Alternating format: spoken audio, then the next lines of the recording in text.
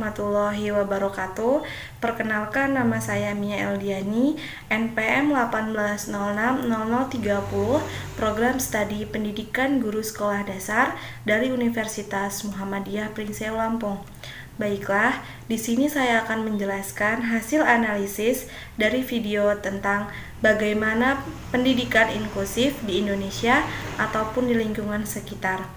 Jadi, pendidikan merupakan kebutuhan dasar dari setiap manusia, seperti yang telah diamanatkan dalam Undang-Undang 1945 Pasal 31 Ayat 1 yang menyatakan bahwa setiap warga negara berhak mendapatkan pendidikan. Oleh karenanya, sangatlah jelas bahwa setiap warga negara memiliki hak untuk mengenyam pendidikan dalam konsep yang merata, termasuk mereka yang memiliki perbedaan dalam kemampuan dan fisik atau yang sering disebut dengan difabel, seperti anak yang berkebutuhan khusus atau penyandang disabilitas, karena mereka juga memiliki tujuan dan cita-cita yang sama. Direktorat Jenderal Pendidikan Dasar dan Direktorat Jenderal Pembinaan Pendidikan Khusus dan Layanan telah menyelenggarakan berbagai bentuk pendidikan, salah satunya adalah pendidikan inklusif. Hal ini dilakukan sebagai bagian dari layanan pemerintah sesuai dengan Undang-Undang 1945. Pendidikan inklusif merupakan pendidikan yang muncul dalam beberapa tahun terakhir yang mengalami peningkatan yang sangat signifikan. Dalam video yang telah saya analisis, inklusif merupakan wujud dari penyelenggaraan pendidikan inklusif yang bermaksudkan sebagai sekolah dengan sistem layanan pendidikan yang mengikut sertakan anak berkebutuhan khusus agar belajar bersama dengan anak sebayanya di sekolah reguler, sehingga tidak membeda-bedakan serta berhak mendapatkan pendidikan yang sama tanpa terkecuali. Agar dapat mengoptimalkan apa yang dimilikinya, jadi dapat diartikan anak difabel dan non-difabel seharusnya tidak menghambat interaksi sosial dalam masyarakat, karena biasanya masyarakat membedakan antara anak difabel dan non-difabel sehingga terkadang keberadaannya bukan menjadi bagian integral dari kehidupan masyarakat di sekitarnya. Dari adanya hal tersebut, muncullah konsep yang menyepakati adanya sistem pendidikan inklusif yang disahkan pada Maret 2007.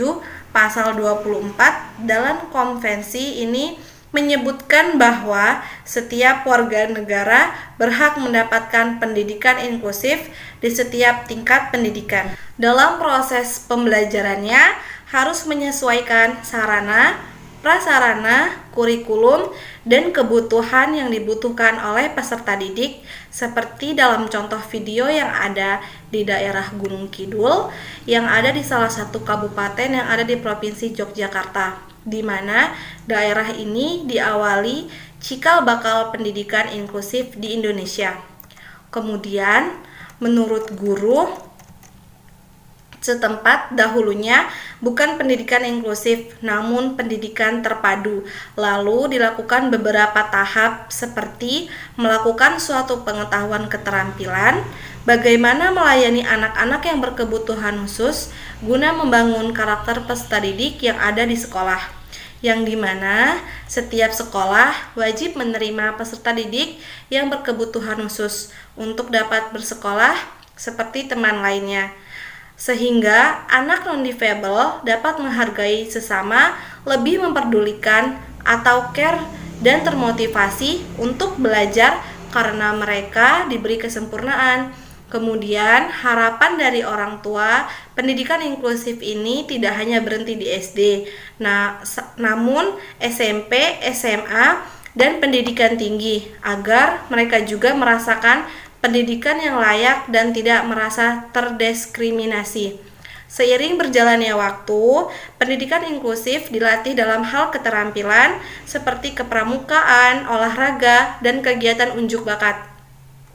Jadi, dapat disimpulkan bahwa Adanya pendidikan inklusif mampu mewujudkan lulusan output untuk pendidikan yang memiliki kompetensi yang setara dengan pendidikan reguler, walaupun mengesampingkan kekhususan yang dimiliki oleh masing-masing peserta didik. Hasil pendidikan inklusif diharapkan mampu bersaing dalam dunia kerja dan diterima oleh masyarakat. Setidaknya, pendidikan yang diperoleh dalam pendidikan inklusif dapat dipahami dan dimengerti oleh masyarakat luas, sehingga akan makin meningkatkan dukungan aktif masyarakat dalam perkembangan pendidikan inklusif. Baik, mungkin itu saja yang dapat saya sampaikan mengenai analisis pendidikan inklusif yang ada di Indonesia. Mohon maaf bila terdapat kesalahan dalam penyampaian materi. Saya akhiri. Wassalamualaikum warahmatullahi wabarakatuh.